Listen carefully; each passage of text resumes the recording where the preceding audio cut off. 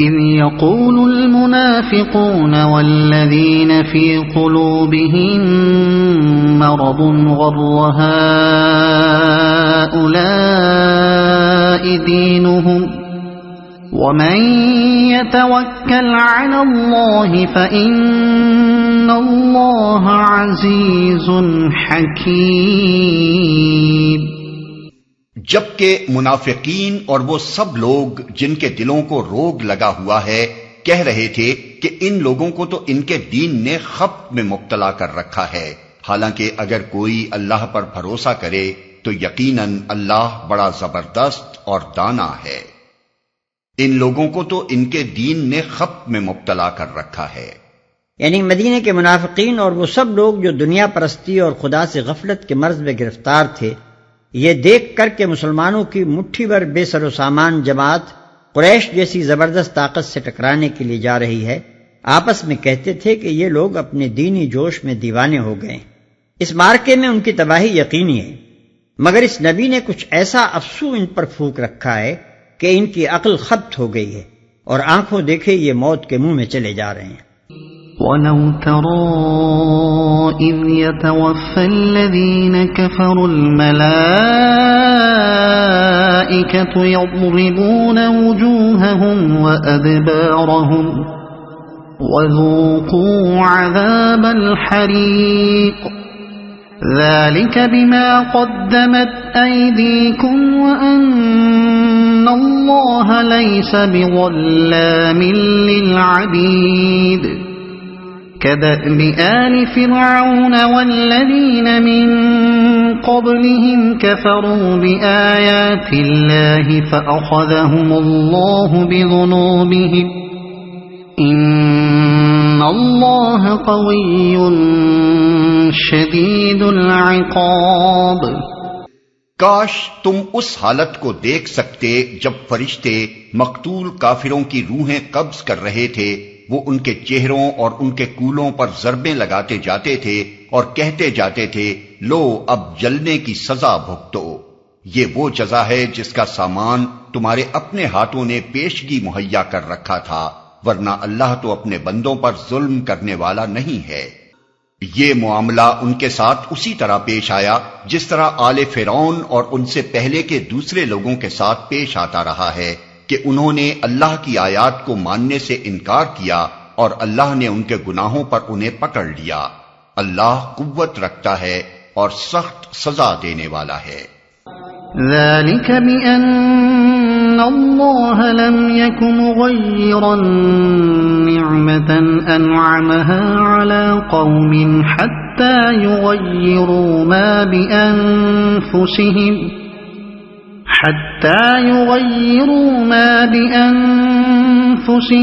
وأن الله سميع عليم۔ یہ اللہ کی اس سنت کے مطابق ہوا کہ وہ کسی نعمت کو جو اس نے کسی قوم کو عطا کی ہو اس وقت تک نہیں بدلتا جب تک کہ وہ قوم خود اپنے طرز عمل کو نہیں بدل دیتی۔ اللہ سب کچھ سننے اور جاننے والا ہے۔ جب تک کہ وہ قوم خود اپنے طرز عمل کو نہیں بدل دیتی، یعنی جب تک کوئی قوم اپنے آپ کو پوری طرح اللہ کی نعمت کا غیر مستحق نہیں بنا دیتی، اللہ اس سے اپنی نعمت سلب نہیں کیا کرتا۔ كَدَأْبِ آلِ فِرْعَوْنَ وَالَّذِينَ مِن قَبْلِهِمْ كَذَّبُوا بِآيَاتِ رَبِّهِمْ فَأَهْلَكْنَاهُمْ بِذُنُوبِهِمْ وَأَغْرَقْنَا آلَ فِرْعَوْنَ وَكُلٌّ كَانُوا ظَالِمِينَ۔ إِنَّ شَرَّ الدَّوَابِّ عِندَ اللَّهِ الَّذِينَ كَفَرُوا فَهُمْ لَا يُؤْمِنُونَ۔ الَّذِينَ عَاهَدتَّ مِنْهُمْ ثُمَّ يَنقُضُونَ عَهْدَهُمْ فِي كُلِّ مَرَّةٍ وَهُمْ لَا يَتَّقُونَ۔ آل فرعون اور ان سے پہلے کی قوموں کے ساتھ جو کچھ پیش آیا وہ اسی ضابطے کے مطابق تھا۔ انہوں نے اپنے رب کی آیات کو جھٹلایا تب ہم نے ان کے گناہوں کی پاداش میں انہیں ہلاک کیا اور آل فرعون کو غرق کر دیا، یہ سب ظالم لوگ تھے۔ یقیناً اللہ کے نزدیک زمین پر چلنے والی مخلوق میں سب سے بدتر وہ لوگ ہیں جنہوں نے حق کو ماننے سے انکار کر دیا، پھر کسی طرح وہ اسے قبول کرنے پر تیار نہیں ہیں، خصوصاً ان میں سے وہ لوگ جن کے ساتھ تو نے معاہدہ کیا، پھر وہ ہر موقع پر اس کو توڑتے ہیں اور ذرا خدا کا خوف نہیں کرتے۔ یہاں خاص طور پر اشارہ ہے یہود کی طرف۔ نبی صلی اللہ علیہ وسلم نے مدینہ طیبہ میں تشریف لانے کے بعد سب سے پہلے انہی کے ساتھ حسن جوار اور باہمی تعاون و مددگاری کا معاہدہ کیا تھا، اور اپنی حد تک پوری کوشش کی تھی کہ ان سے خوشگوار تعلقات قائم رہیں۔ نیز دینی حیثیت سے بھی آپ یہود کو مشرکین کے بنسبت اپنے سے قریب تر سمجھتے تھے،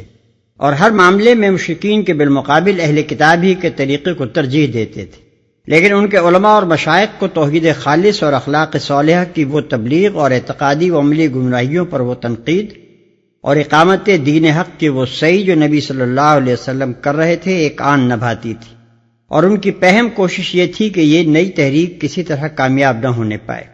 اسی مقصد کے لیے وہ مدینہ کے منافق مسلمانوں سے ساز باز کرتے تھے، اسی کے لیے وہ اوس اور خزرج کے لوگوں میں ان پرانی عداوتوں کو بھڑکاتے تھے جو اسلام سے پہلے ان کے درمیان کشت و خون کی موجب ہوا کرتی تھی، اسی کے لیے قریش اور دوسرے مخالف اسلام قبیلوں سے ان کی خفیہ سازشیں چل رہی تھیں، اور یہ سب حرکات اس معاہدہ دوستی کے باوجود ہو رہی تھیں جو نبی صلی اللہ علیہ وسلم اور ان کے درمیان لکھا جا چکا تھا۔ جب جنگ بدر واقع ہوئی تو ابتدا میں ان کو توقع تھی کہ قریش کی پہلی ہی چوٹ اس تحریک کا خاتمہ کر دے گی، لیکن جب نتیجہ ان کی توقعات کے خلاف نکلا تو ان کے سینوں کی آتش حسد اور زیادہ بھڑک اٹھی۔ انہوں نے اس اندیشے سے کہ بدر کی فتح کہیں اسلام کی طاقت کو ایک مستقل خطرہ نہ بنا دے، اپنی مخالفانہ کوششوں کو تیز تر کر دیا، حتیٰ کہ ان کا ایک لیڈر کعب ابن اشرف جو قریش کی شکست سنتے ہی چیخ اٹھا تھا کہ آج زمین کا پیٹ ہمارے لیے اس کی پیٹھ سے بہتر ہے، خود مکے گیا اور وہاں اس نے ہیجان انگیز مرثیے کہہ کر قریش کو انتقام کا جوش دلایا۔ اس پر بھی ان لوگوں نے بس نہ کی۔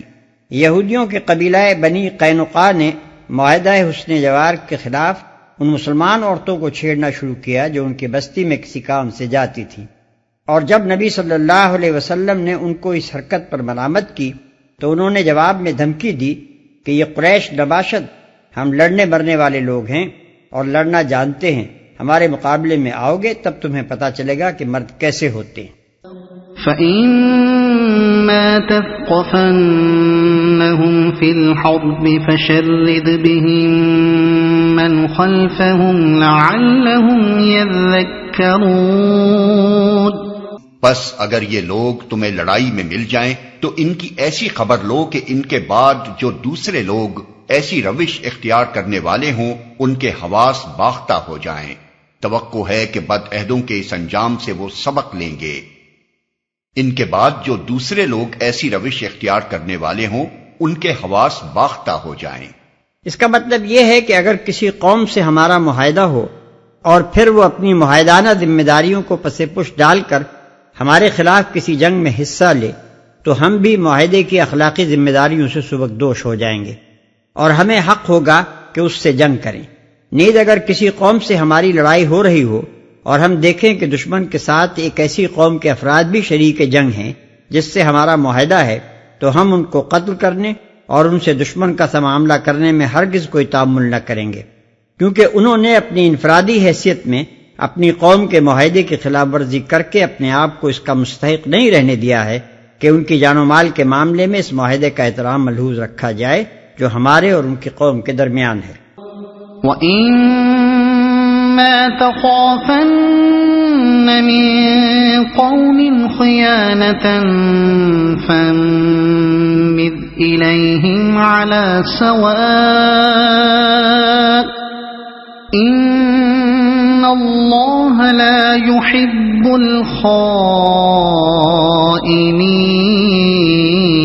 الْخَائِنِينَ۔ اور اگر کبھی تمہیں کسی قوم سے خیانت کا اندیشہ ہو تو اس کے معاہدے کو علانیہ اس کے آگے پھینک دو، یقیناً اللہ خائنوں کو پسند نہیں کرتا۔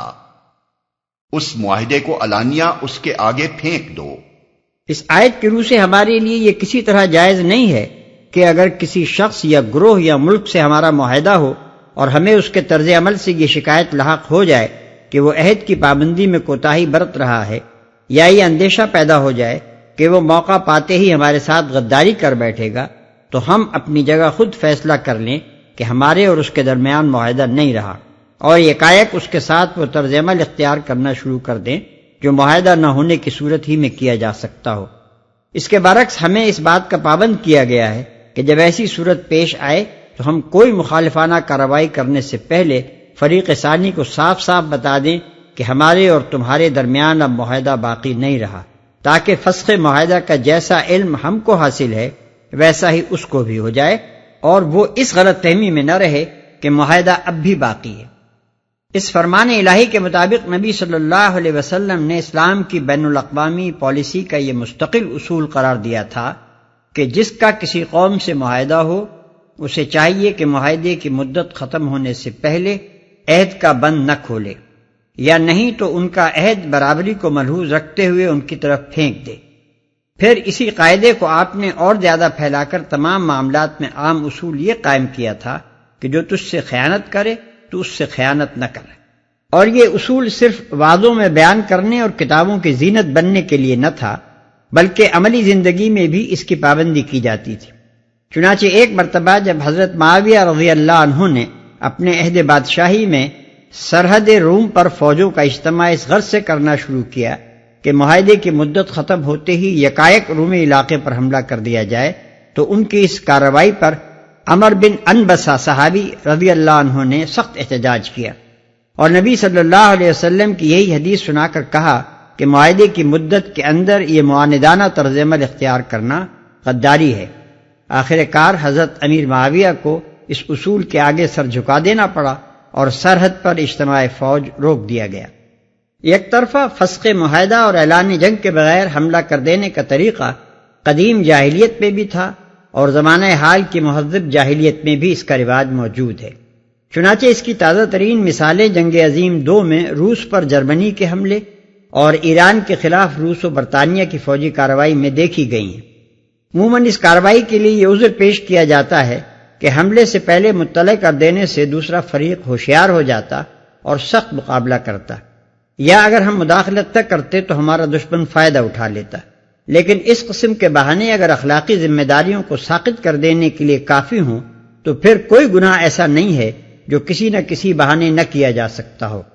ہر چور، ہر ڈاکو، ہر زانی، ہر قاتل، ہر جالساز اپنے جرائم کے لیے ایسی ہی کوئی مصلحت بیان کر سکتا ہے۔ لیکن یہ عجیب بات ہے کہ یہ لوگ بین الاقوامی سوسائٹی میں قوموں کے لیے ان بہت سے افعال کو جائز سمجھتے ہیں جو خود ان کی نگاہ میں حرام ہیں، جبکہ ان کا ارتکاب قومی سوسائٹی میں افراد کی جانب سے ہو۔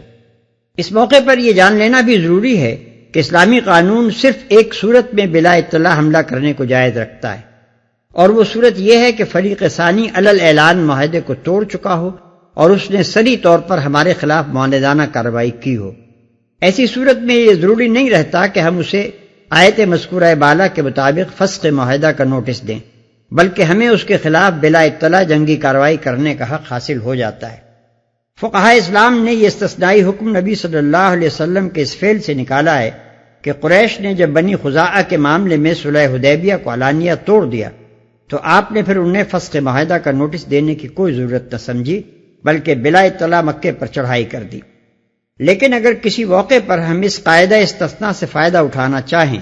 تو لازم ہے کہ وہ تمام حالات ہمارے پیش نظر رہیں جن میں نبی صلی اللہ علیہ وسلم نے یہ کارروائی کی تھی، تاکہ پیروی ہو تو آپ کے پورے طرز عمل کی ہو، نہ کہ اس کے کسی ایک مفید مطلب جز کی۔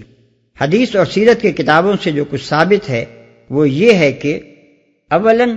قریش کی خلاف ورزی عہد ایسی سری تھی کہ اس کے نقص عہد ہونے میں کسی کلام کا موقع نہ تھا۔ خود قریش کے لوگ بھی اس کے معترف تھے کہ واقعی معاہدہ ٹوٹ گیا ہے۔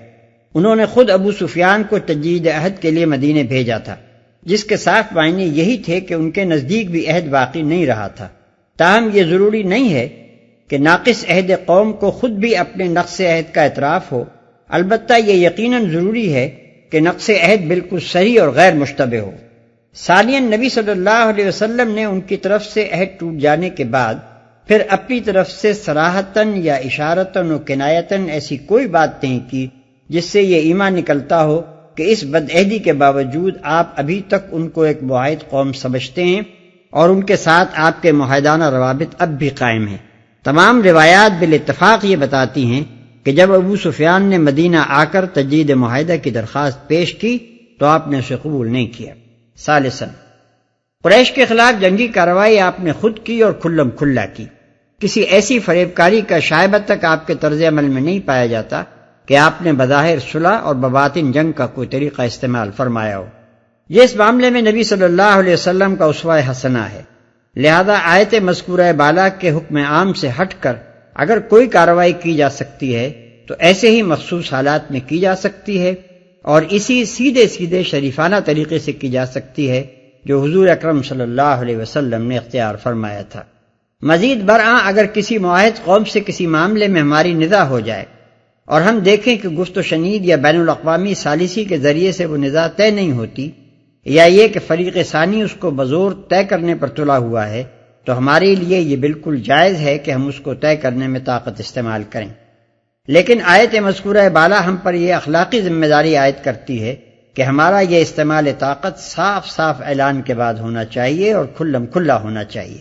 چوری چھپے ایسی جنگی کارروائیاں کرنا جن کا علانیہ اقرار کرنے کے لیے ہم تیار نہ ہوں ایک بد اخلاقی ہے جس کی تعلیم اسلام نے ہم کو نہیں دی ہے۔